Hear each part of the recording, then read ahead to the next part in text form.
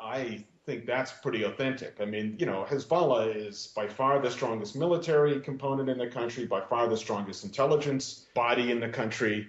They know what's going on. They have their own wireless, they have their own cellular systems. They control the airport. I mean, it's ridiculous. So a guy like Bob showing up in Beirut, they would know about him really damn fast. I mean, after he retired from the agency, he went to live there for, I don't know, a couple of years maybe. So I certainly make no, when I go over there, I mean, I'm not a former agent or anything, but, I have some history with Hezbollah, having done the film about them, which they did not like. And so I don't try to hide that I'm there. I always call up and say, gee, or I have an intermediary call up and say, could I come visit somebody? So I think that part was accurate. Now, the part where the Fadlallah character, rescues him from getting his head cut off, now that was overblown in my mind. I mean, that stuff just doesn't happen anymore in Lebanon, although I did unfortunately see today that 7 Estonian bike riders were kidnapped today. So that's the first time anything like that has happened in 20 years. Who knows what that's about? But, definitely Hezbollah is a very sophisticated organization. And I've always found with them that when I'm trying to get permission to film or to do something, that when they say no, it means no. And when they say yes, it means yes. It's not like going to the West Bank or Gaza or somewhere like that, where, every neighborhood is controlled by a different faction, and they may own that block one day, but the next day maybe Al-Aqsa who owns it one day, and the next day it's Islamic Jihad, and the day after that it's Hamas, and, it's just really hard to know what's going on. Lebanon, it's very simple. You only need permission from one place. That's Hezbollah, and if they give you permission, that means they're standing behind you, and you will do what they say that you're allowed to do. I certainly bought that part of the film.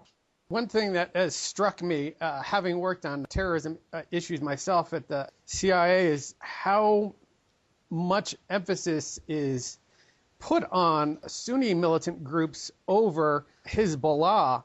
And really, if you compare the two, the level of organization, there's really no comparison. I mean, Hezbollah seems so much more organized and potent as a force. And yet so much of the effort goes in against Al-Qaeda because they're kind of the name brand. Absolutely. Well, in fact, Richard Armitage, who I think then at that point was number 2 in the State Department, said after 9/11, he said, talking about Hezbollah, they're on the list and their time will come. In many ways, they're the A team of terrorism, while Al-Qaeda is the B team. That was Richard Armitage's take on Hezbollah. And certainly their ability to project overseas into Latin America and into Saudi Arabia, their ability to project far outstrips anything that Al-Qaeda has ever done. And they also, unlike Al-Qaeda, they actually have policies, and they have their own think tank. They have hospitals, and then they actually stand for something. Well, God knows what Al-Qaeda stands for. I mean, they stand for nihilism and death. I mean, that's it. So, yes, in many ways, there's no comparison. Now, I had heard about Hezbollah getting involved in South America. Do you think they're, in that case, are they just doing their own thing, or are they operating as a Iranian proxy, or both? I certainly would assume both. Well, if there's one thing that listeners should take away about Hezbollah in Iran that is not commonly known, what would you say? Hezbollah is essentially an extension of the Iranian Revolutionary Guards. They came to Lebanon. They, created Hezbollah out in the Baalbek area. I mean, the Pasdaran, the Revolutionary Guard, came to Lebanon. They took this group led by the early folks in Hezbollah, Imad Mughniya, who was really the sort of terror chief of Hezbollah for many years until he was assassinated a few years back, presumably by Israel, although there are those who think it was by Syria. They formed Hezbollah. Hezbollah would not exist without Iran. I think that's perhaps not completely commonly known. On a more personal level, you said that Hezbollah didn't really like your portrayal. Does that make you a little nervous when you return from time to time? I mean, you did say if they give explicit permission, you're basically okay, but obviously, given their history of willingness to resort to violence when they think it justifies their ends, personally, I would be a little bit nervous after having pissed off that group of people? Well, that film was done in 2001 and 2002. That's 9-10 years ago. I did exactly what I said I would do with Hezbollah. They wanted propaganda and they didn't get it. I said, I'm going to call you guys terrorists because I regard part of what you do as terrorism. However, I will also show that you're a legitimate political party, that you have hospitals, that you have schools, and that you deliver stuff to your constituencies. And that's exactly what I did. So, they may have been cheesed at me that it wasn't, their version of Hezbollah, but tough. And, the first time I went back after the film ran, it was maybe 2 years later, my go-between to Hezbollah, when I asked her, should I go see Sheikh Harder or, this guy or that guy, the people that had been our intermediaries with Hezbollah, and she told me I would recommend against it. They didn't like the film. At that point, I didn't push it. But, when I went back after the 2006 war for Dan Rather, that intermediary, asked for permission for me to do stuff, and I got it again. I was at the Hezbollah victory rally, which happened to coincide with the first night of Rosh Hashanah, which was a little odd for me. But, at a rally with a 1.5 million people chanting death to Israel. So, that was fun. But interesting definition of fun, David. Well, it was different. I made it back for Yom Kippur. I had a couple stories to tell, so.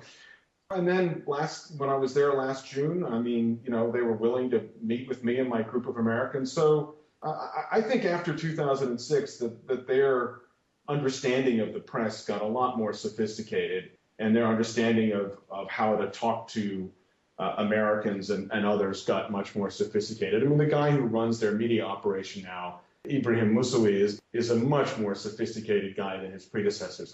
He speaks completely fluent English, full of American idioms. He's a former professor at the American University Beirut. This is a very sophisticated guy. The guys who were there before were not at that level. And Ibrahim is much more sophisticated. And I think, I don't exactly remind him of that film, but I think if he were to look at it, that he would understand that I did exactly what I said I was going to do and that it was a fair film. I'm struck by, the footage in your piece. You have Richard Armitage saying their time will come, and that was, at a particularly jingoistic moment in American history, and it seems like things that didn't exactly happen. Yeah. Has anyone kind of expressly from Hezbollah or associated with kind of let you know how they think that whole thing played out? No, but the Iranians and Hezbollah are who's won in all of these events. Iraq is now, controlled by the Shiites, the Iranian, religious allies, but obviously very close on a lot of levels. Afghanistan, with the U.S. there has, in almost every case, Iran is ascended, and American activities, especially in Iraq, have only been to Iran's benefit, frankly. Those guys are laughing all the way to the bank. Sad to think that was the result. I explicitly remember myself, I was still working at the agency at the time, and in the run-up to the war, when they were trying to build a case about Iraq and WMD, no one actually went to people like me who worked on WMD issues and said, what country do you think really has the biggest WMD threat? Because we would have said, hands down, well, obviously it's Iran. Their programs are so much more serious and put together. No one asked us. So the result being that Iraq became the default target of this is the country we're going to beat up on to prove a point that you can't push us around and blow up our buildings without any repercussions. So it's kind of odd how that all played out. Yeah. Well, it was driven by ideology. The people who really understood that part of the world weren't asked. I think you saw the same thing happening in 2006 when clearly the Americans were encouraging Israel to go after Hezbollah kicked that thing off, and they admitted that they had no understanding that Israel would react the way they did, which was frankly pretty stupid. They're usually very sophisticated about understanding, Israel. There's a great example in Thanasis Kambanis' new book about Hezbollah, A Privilege to Die, where, this New York Times reporter asks, one of the Hezbollah officials, what he's reading, and he says, I'm reading something like the autobiography of Benjamin Netanyahu. You can't exactly imagine Israeli officials or American officials for their summer reading taking, the speeches of Hassan Nasrallah. But in that war, clearly the Americans thought that this was the moment where Hezbollah's time had come, and Israel, as America's proxy, was going to kick the crap out of Hezbollah. Well, it didn't exactly work out. No, it didn't. If anything, at least from my observation, Hezbollah is only markedly stronger since that time. Oh, I don't think anyone in Israel would disagree with you at all. I mean, they've made it very clear that they think that they've got a lot more missiles than before. Yeah, it's sad as someone who formerly used to help try and feed information they need to know to the policy machine to observe sometime how little they're paying attention. Oh, dear. But maybe we should conclude there before we just veer off into completely depressing territory. Yeah, no kidding. Just to wrap up, once again, I've been speaking with David Lewis, independent TV producer and host of Conversations with David Lewis on AM 1690 in Atlanta. David, thanks so much for taking the time to speak with me. I think that was illuminating and interesting, and I got a lot out of it personally. Well, thanks, Art. Anytime.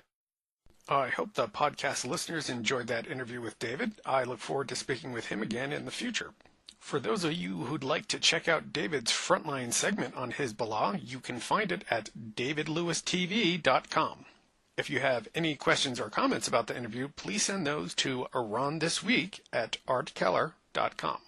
That concludes the podcast for the week of 25 March 2011. Goodbye and Khoda Hafez.